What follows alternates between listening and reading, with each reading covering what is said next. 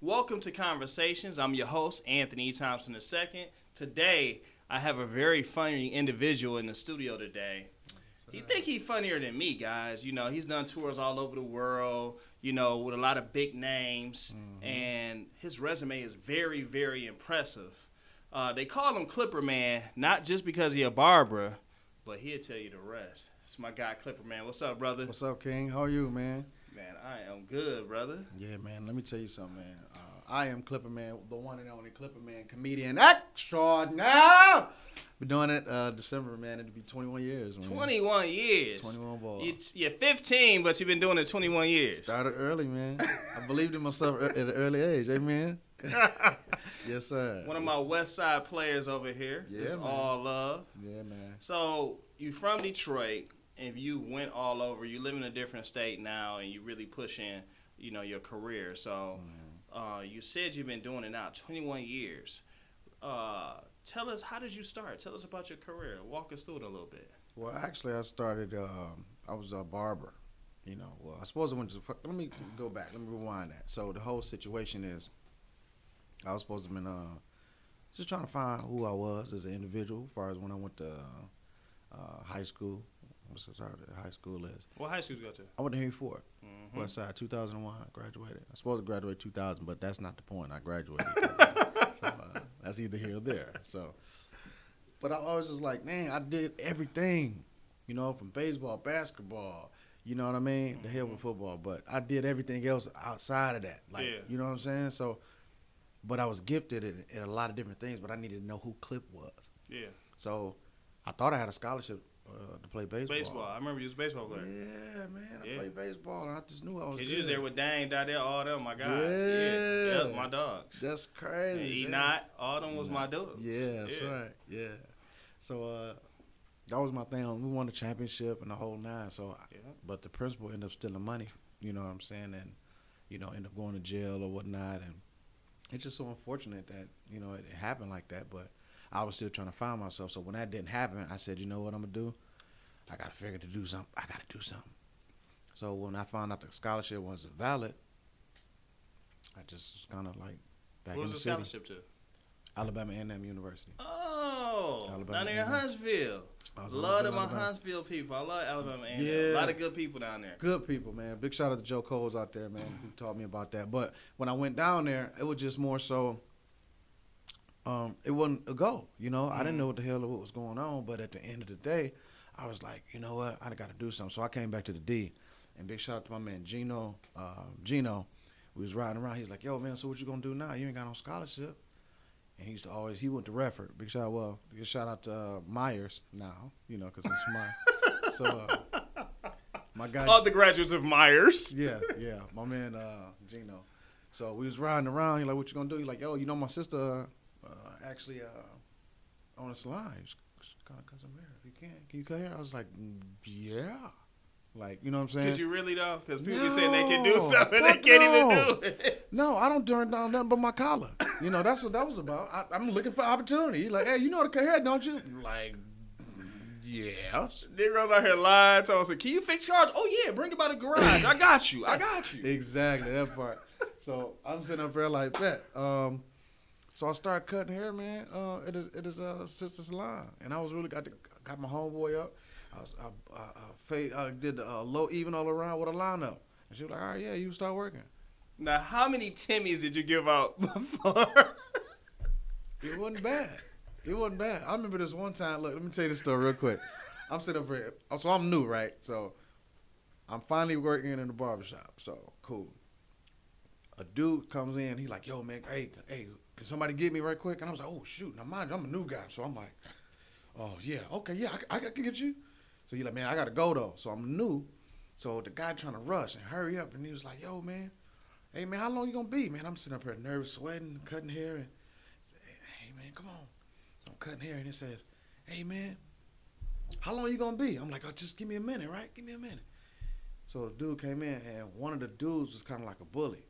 You know what I mean? Trying to fill me out, trying to, you know, see who Clip is. And, you know, so he cracked a joke, and I'm trying to fit in now. So he laughed, "Yo, man, you stupid, G. G, you stupid. I said, "Yeah, man, you stupid." He said, "Nigga, what you say to me?" I said, "No, I was saying you stupid like you funny. Like, no, you don't be calling me stupid." I said, no, man, I ain't trying to fight. So the dude that was rushing me, like, yo, man, you need to hurry up and do my hair. He came over to me like, nigga, so you called me, nigga, don't tell you I'm stupid again. I said, no, I didn't like that, bro. Look, I got to cut my man hair here. He said, oh, no, don't worry, I'll wait. I said, nigga. I said, this nigga want to see a fight. It's cool, I'll wait. He said, no, I'm good, I'll wait. I said, nigga. I said, but I'm trying to get out the fight, you know. Man, we end up dancing, and that's how I started getting my respect. Yeah. So my question is, did you win or did you lose the fight, though? I kicked his ass. Oh, okay. Like bodied him. Bodied him. Like to the point it was bad. I feel like, damn, like I could have took his life like right then and there. You know what I'm saying? You can't play around. You can't do that. I ain't want no fucking smoke. I always say to people, I try to like avoid a fight at all times, if I can, because to me, every time you're in a fight, your life on the line. So it's like when you fight me, you got to know everything in the area is in the fight, everything. And I was one of them dudes growing up. Every time I saw you, we was gonna fight. Like period. You can't. Exactly. Every time I see you, it's on. Yeah. So it's like I don't even try to play them games. We crack jokes, but I be trying now. I try to laugh and stay lighthearted, man. Cause like if I go there, I'm going. It's over with. So a lot of people just don't, and they try to then I'm little, whatever the case may be. They think, oh no, I'm coming on your ass. I'm about to beat the fuck out you. So is that when the comedy career started? That's when the comedy career started. Is for me being funny, and people was like, yo, man, you pretty funny, man. You should try to, try to start doing comedy. I said, I tried it, and I fell in love because I wasn't that funny. Mm-hmm. I was making people laugh in the barbershop and, family, friends, but it was an art form. So, like, stand-up is totally different from cracking jokes at the lunchroom table, cracking jokes at the dinner with your family, the barbecues, on the BS with your boys on the block. Comedy is an art form, a craft, and it's just like, I'm going to say this from my experience, it's no different than writing a script, writing a TV show, a pilot. It's in that same format, like the seriousness. Yes, it's definitely extremely serious. Like if you don't put it in the seriousness behind it, they won't laugh. And then the longevity behind it. See, it's like magic. It's literally like a magic trick. I'm showing you something that's not there, but you see it. It's a lot of psychology when it comes to comedy, and I indulged in it. Like I fell in love like with the art form of it. I said, this is I had no idea, just to make somebody laugh. So you were like, as soon as the situation at the barbershop, people telling you funny, and you're like, okay, I'm about to try this. Did you like try to hit some open mics, hit the stage, and then did you get booed? Like what happened?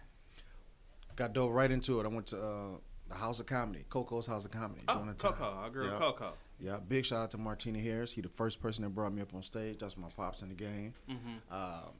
He just knew, like, the first day that I performed, I, like, 1 to 10, I did about a 5. I wasn't bad, but ain't nobody laugh. Ain't nobody in the audience. For the most part, it's open mic. There was a few people, and I did DMX impersonation. Like, hey, yo, when it rains, niggas get wet. Like, And then they was like, okay, you got the impersonation, but what else after that? Y'all not laughing. Like, what the fuck? And I panicked, like. But, yeah, I did impersonations and stuff, but it was more than that. I'm like, damn, okay, now what? I'm not going to lie. Your impersonation with Sammy is the dopest thing and the funniest, dog. You had me crying. Like, I know everywhere you go, they ask. Like, oh, my God, man. That's so hilarious that you said that, man, because I have him always in my bag, babe. Always. Sammy Davis Jr.'s Jew. Junior's Jew. Dude, crazy.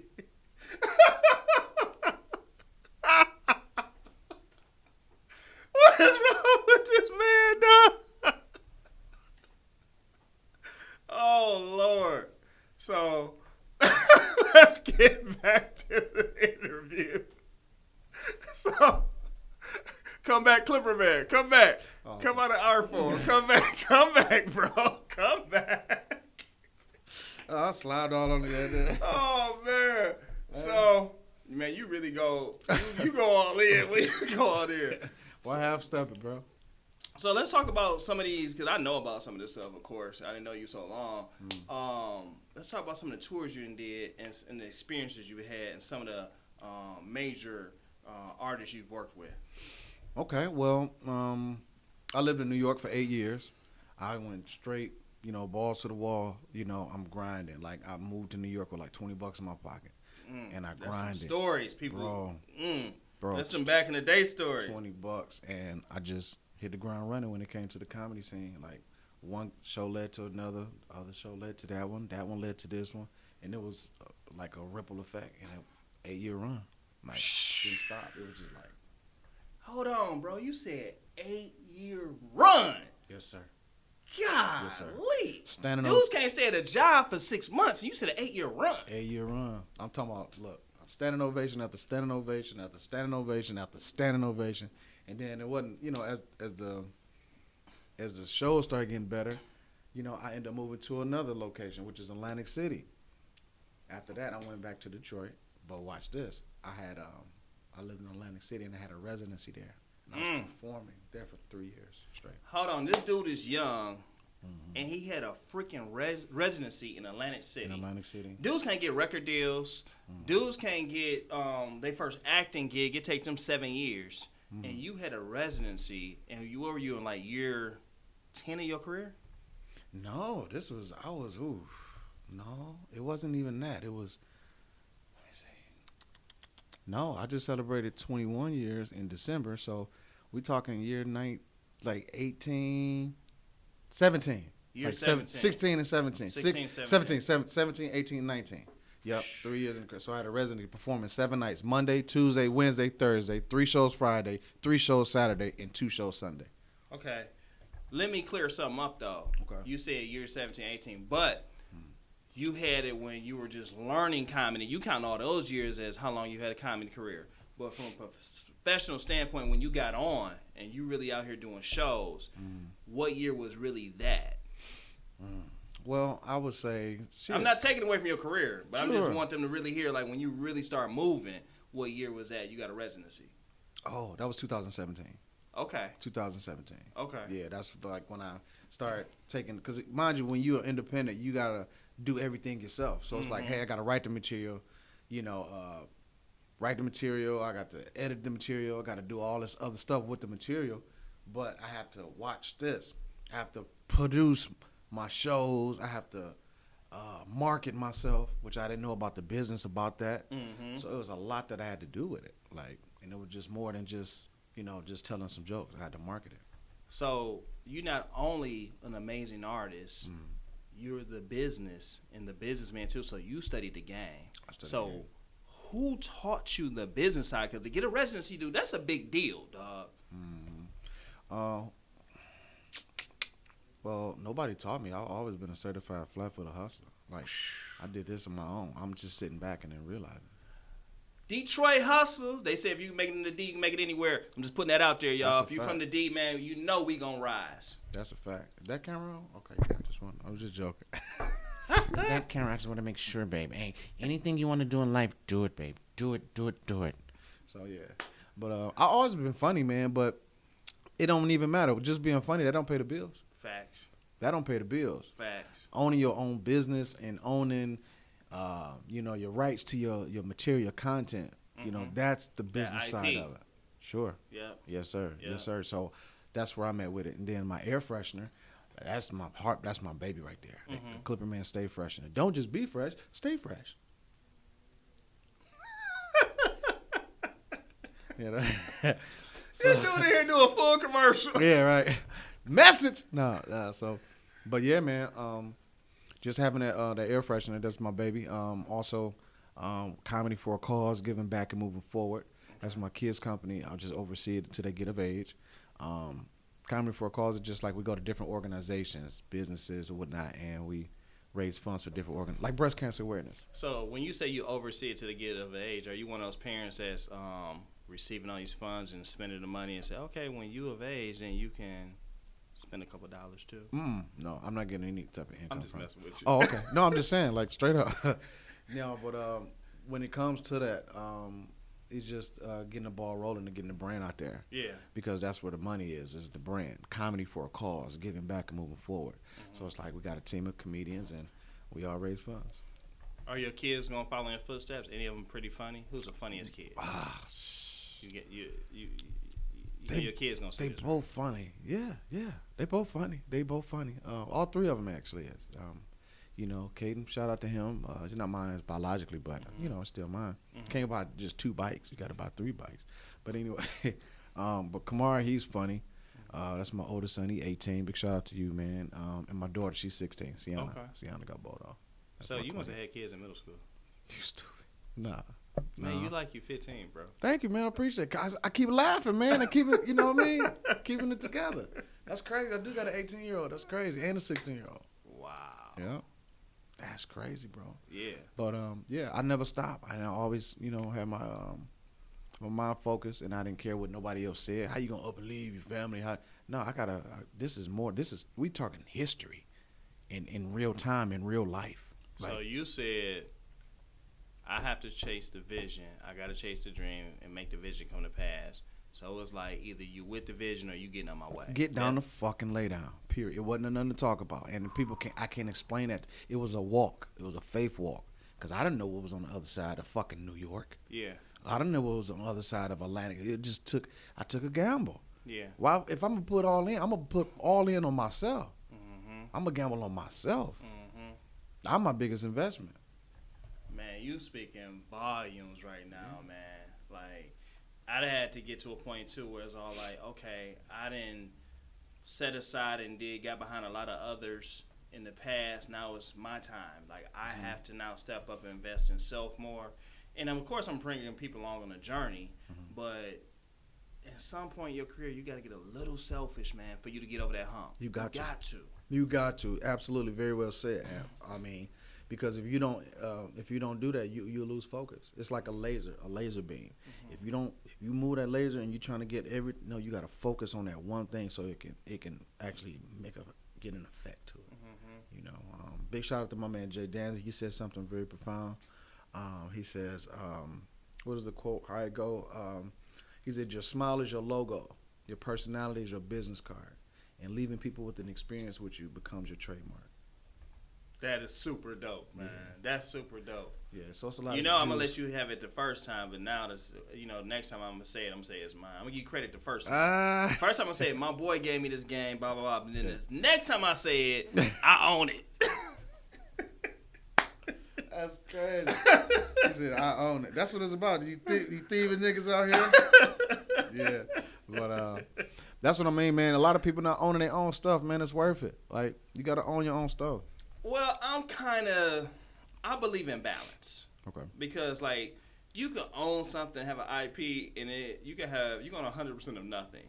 Or, I also believe in partnerships. Sure. I also believe in ownership and building certain things. I also believe in partnerships and we coming in together and building certain things. Then I also believe in on the endorsement side and branding and helping build other companies and getting the bag up front. Like I believe in all three methods because like I just don't want to be in one lane. I want to be able to multitask and be front end loaded on one thing and the other stuff is just the slow roll, the slow grow. Right. So like I hear a lot of OGs when they be saying, "Oh man, I gotta own all this, the IP." I don't believe in that 100%. I think just like I believe that you can work a job and go after your goals and go after It's okay to work in the entertainment industry, pushing to get on. Then you got to go work at Kroger, right. Or you got to go work at this bar, or you got to go work at this corporate job as well. Because that's what I did. Right. I worked in the entertainment industry behind the scenes. And then also, I'm up front now as well. But I believe that you can do both. That's just my belief system. Sure. There's no wrong way. And that's the beautiful thing about life is that the definition of life is perception. Yeah. There's no wrong way. That's just my perception of it as well. Like, man, there's no wrong way. And people always tell you got to do this, No, you don't. You can do it the way how you want. Do you believe that in dating as well? Is no wrong way? Hell yeah. Ain't no wrong way. Let's hear about Clipperman's dating life. Are you a single man, married man? What's going on? And tell us about your dating life, brother. I'm all that. God damn it. Now take it how you want it. It's perception. If she want to get this dick or she don't. Period. And that goes for anybody that want the dick. If you want the dick, it's yours. Like, nigga selling dick on. No, We don't do that on this podcast. No. At ATNetwork Studios on Conversations Podcast, we do not sex traffic people. Right, so nah. please, dude, he's joking. Joking my ass. If you want this dick, you can get it, babe. That's all. Nah. No. Oh, man, cracking up. No, but no, seriously, man. When it comes to dating life, man, I'm really focused. I was focused on my career. I fell in love with my art.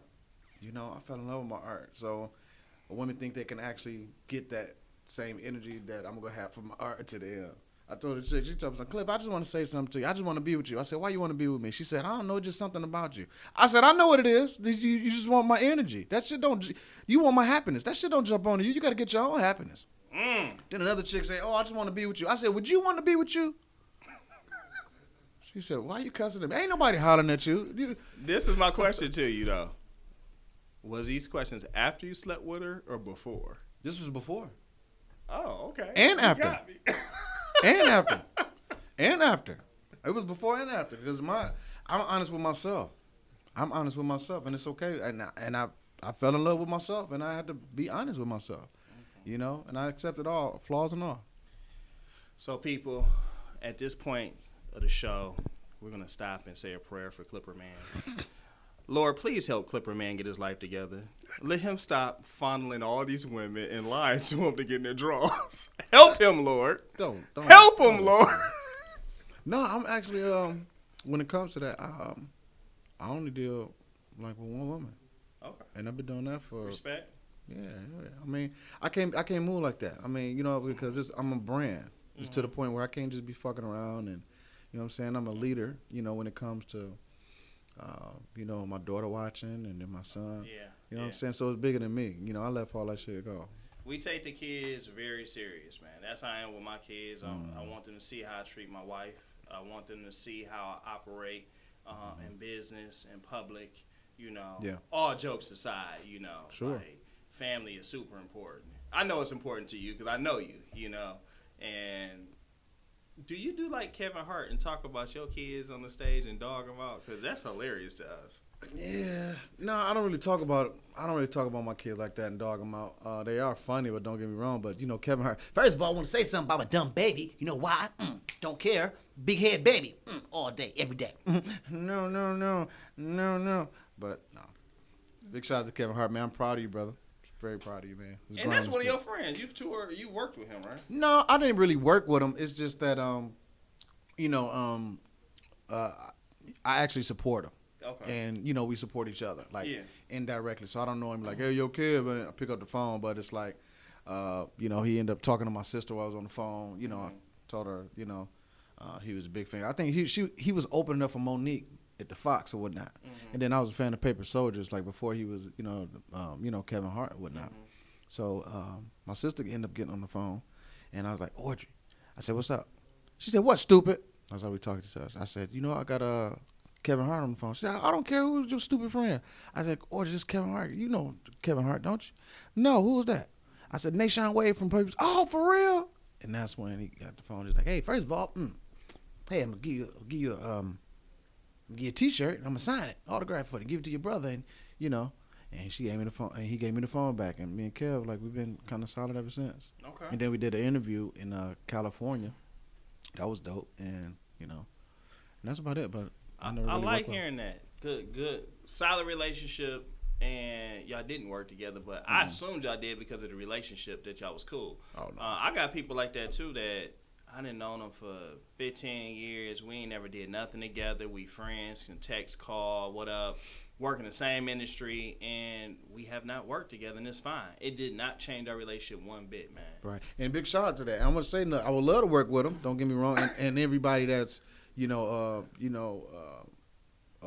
the writing tip, like, you know, everybody know what it is. You know, when it comes to the art, like it's not a secret. I mean, people know who Clipperman is, and if they say they don't, they fucking lying. Like, you don't get no talk that 600. talk. No, that's we took keeping it $150. Like, come on, you don't get no 600 standing ovations and over 600 standing ovations then, and then don't nobody know about it and not hitting me up. You either doing this intentionally, on purpose, and deliberate.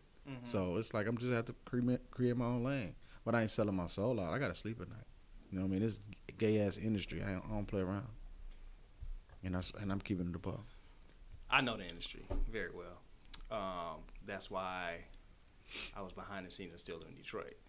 And I just fly to work, come back. Right. But anyway, though, on a serious note, Yes, sir. what is the next step for Clipperman? Like, what's the next steps and where you see yourself taking your career in the next 6 months to a year? We ain't gonna talk about 5 and all that, because you be moving.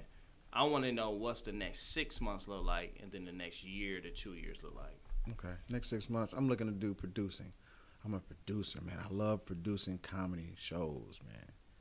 Comedy shows. I love producing comedy shows. Like, to see the people look on the face and the ambiance of it, they're coming out for an occasion. Like, it's like we're going to see a comedy show, but it's more so that it's an experience. I sell experiences.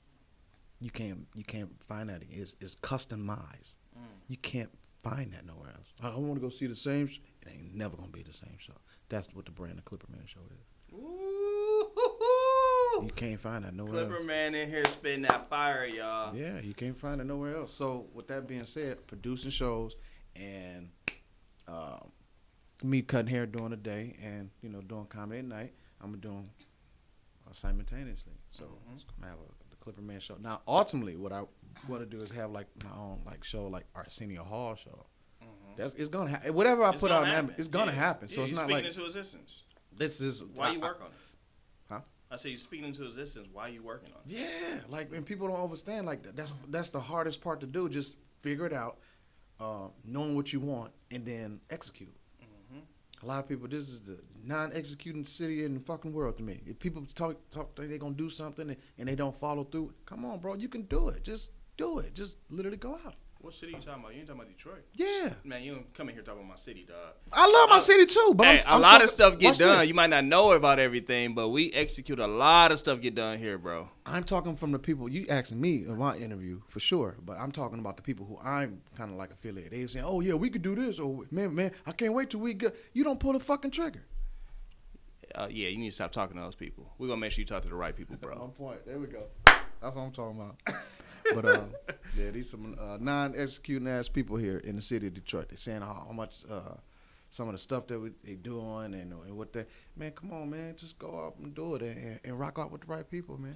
Like now, Detroit, you know I'm going to protect us, man. He from here, but we ain't going to let him come in here and talk about our city. Hey. But, anyway, we got to get the right people on the line so Clipperman can stop talking trash and be going out of town talking about his own city. Oh, we gonna hell change. no. We gonna change that. I'm talking to y'all about we the gonna city. change that. No, watch this. I'm talking about y'all. I'm talking about I could talk to you about that. Oh, I would yeah. never shit on my city. Oh, yeah. Ever. And anybody ever tell you that. They be like, oh, he ride the city on his back. You can't say shit about Detroit without me backing it. Yeah, this is a global show, though, dog. So you just told everybody in the world. Okay. That's fine. But I'm just letting you know. I'm talking to you. You as know, like an individual. I love you, bro. Hell yeah. I love my city. Shit. I love the shit out this city. I just want people to more. Conversations podcast is now global. I want Pushed out by ATNetwork. I want everybody to fucking execute, man. Stop talking about what they're talking about doing and execute. I know you in Atlanta now, and you did New York and all that, but Why you saying it like that? Like, I know. no, listen, I'm about to say something. Y'all fumbled the ball a lot there too, cause I do a lot of work there. It's been a lot of ball fumbling in those cities. I just want to always stick up for Detroit. That's all. There you go. I feel you. Hell yeah, ain't nothing wrong with it. I love it. This city is. I love the organicness from the city of Detroit. It's so original, man, and I like it. Other words, I'm just saying, as a native of Detroit, man, we the best at whatever we fucking do. I'm gonna let you know something too. You probably gonna be coming back home, dog, cause like I got a call today that we got the film credit back. That's about to be done, and then we working on some big TV shows and films coming here.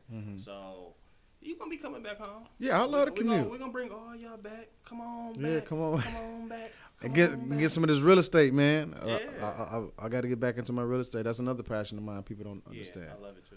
Yeah, man. I started. I think I bought my first piece of property when I was what was that? 20. When I was like 20, something like that. Like 20 years old. Yeah. Man, you know I always love seeing you and connecting with you, bro. Before we end today, shout out all your websites, your Instagrams, all your social media. Put all that out there for us. Okay, so look, you guys can find me. You could just Google Clipperman Show.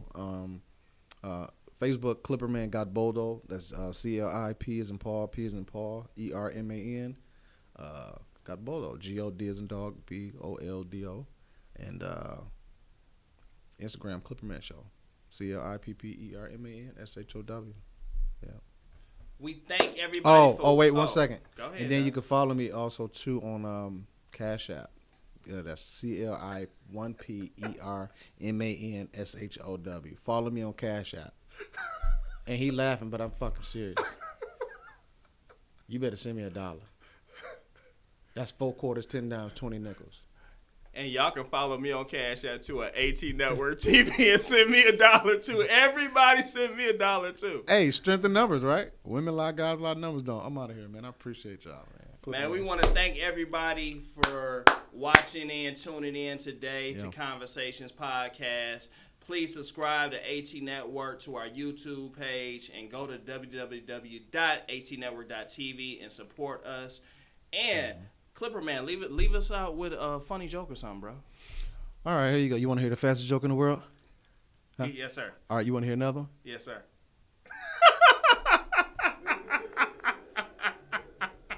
Got him! Ha! Got him! Ha! Got him! All right, man. I appreciate it. Yeah.